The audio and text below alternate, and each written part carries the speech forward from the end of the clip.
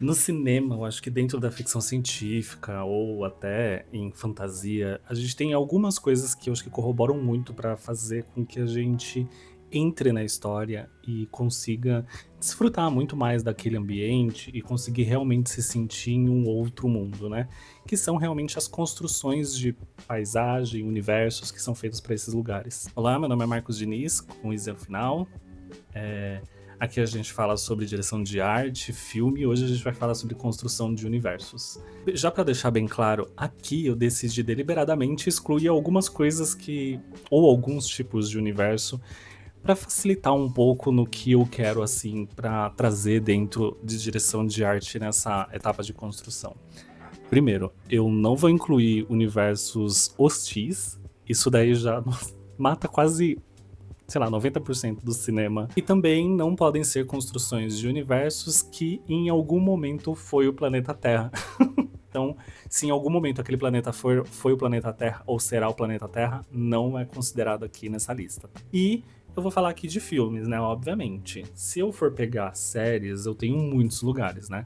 Só Doctor Who e Jornada nas Estrelas aqui já gabaritaria todo o vídeo e eu precisaria fazer, sei lá, pelo menos umas 50 partes de cada dessas séries. Então aqui eu vou me ater a filmes e a filmes que são mais conhecidos. Tem um aqui que não é tanto, mas eu acho que são bem interessantes para poder conversar aqui nessa construção. É o Universo de Tra, do filme Cristal Encantado de 1982. Aqui, esse filme, ele é contado a história em dois momentos diferentes e esses dois momentos mostram etapas diferentes ou lugares diferentes desse lugar, né? O filme Cristal Encantado, ele trouxe ali junto com os filmes que foram feitos nos anos 80 de fantasia, um novo jeito de você contar a história e de criar mundos para fantasia ou ficção científica. Eles, junto com A História Sem Fim de 1984, são assim os filmes mais importantes dentro do gênero e principalmente para direção e produção de arte no futuro e em coisas que foram utilizadas até muito recentemente dentro do cinema e inclusive em criação de técnicas para poder construir novos mundos, né? Aqui, o mundo de Tra, ele é muito parecido com o planeta Terra, mas ele é como se fosse um mundo devastado, assim como grande parte dos planetas que a gente tem aqui, né, nessa história, e planetas dentro da história da ficção científica, como Star Wars, o próprio Jornada nas Estrelas, muitos dos Doctor Who's, é muito comum a gente ver isso no cinema, né? E aqui, no caso de Tra, o primeiro filme, ele é anterior à devastação do mundo e, né, o filme de 1982 ele já é posterior, né? Ele é quase 1000 anos depois da devastação desse planeta, né? Que existem poucos seres, né, que são ali divinos, do bem, e existem ainda poucos Skeksis que eles vieram ali para esse planeta para poder consumir a energia dele, né? E o legal desse filme é que ele, mesmo usando ali de um ambiente muito comum dentro do cenário humano, aquilo tudo precisou ser construído de alguma forma. Então, todos aqueles cenários são construídos porque ele é um filme não em stop motion, ele é usado de fantoches, né? Assim como quase todas, ou se não, todas as produções do estúdio do Jim Henson. Tem um vídeo aqui já sobre o Jim Henson, tá? Sobre as produções dele. E aqui a gente tem uma construção física, né? E a ideia deles foi realmente tentar fazer o máximo natural no sentido. Natural no sentido natureza ou mãe terra, né? Porque aqui a gente tem seres que são minúsculos, né? De certa forma, eles são menores do que o tamanho de um humano convencional. Todos eles são a raça dominante ali naquele planeta, mas não só ele, né? É um planeta dominado por diversas raças diferentes, espécies diferentes de seres místicos ou não. E aqui a gente lida com seres místicos para contar essa história. E todos os ambientes que são construídos, são criados para esse mundo, né? Eles são ali desenvolvidos dentro de um naturismo ali, né? Usando muito de o que tem naquele ambiente, como as florestas que são construídas, as casas que são feitas naquelas regiões da floresta.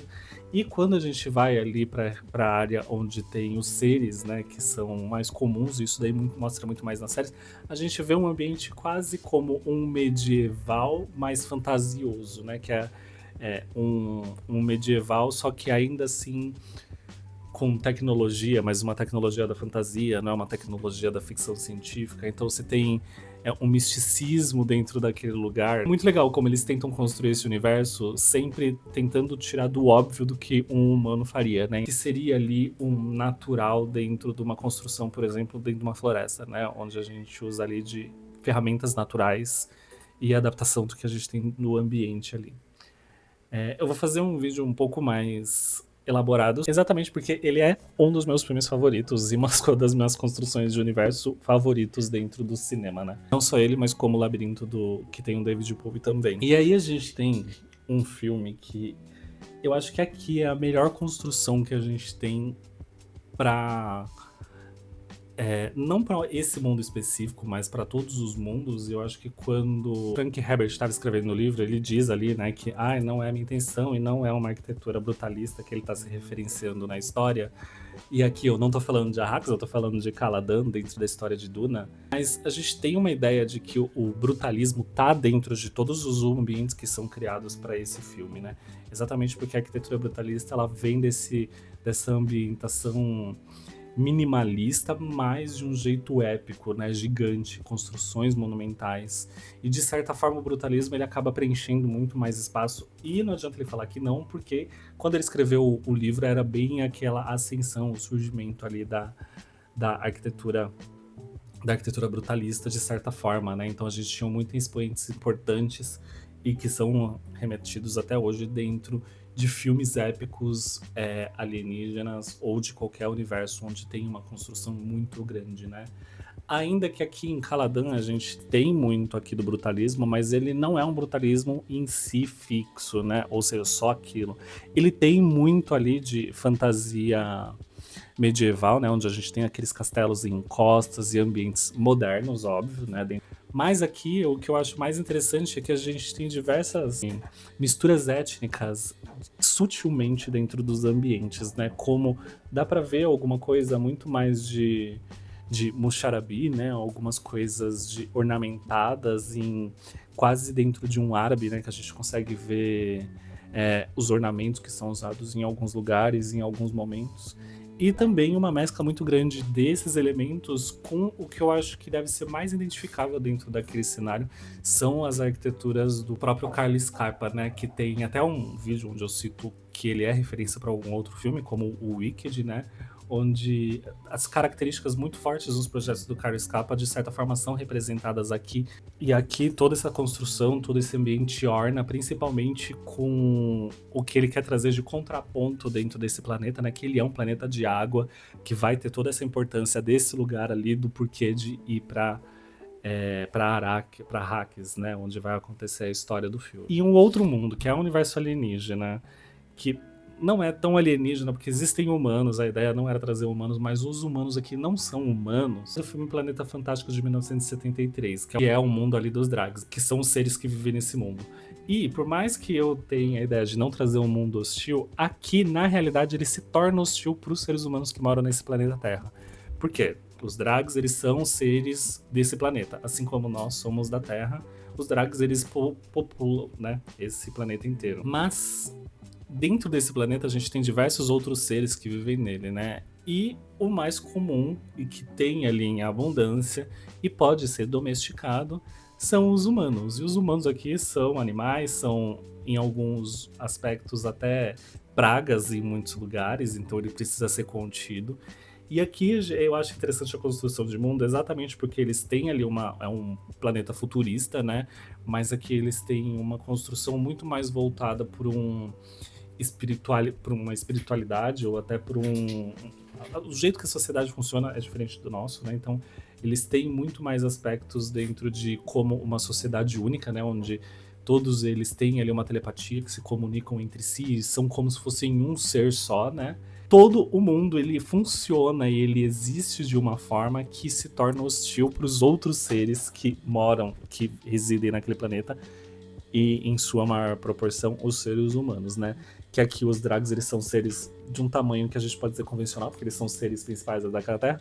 Os seres humanos são pequenininhos, né? Tanto que eles são pets dos filhos ali dos Drags.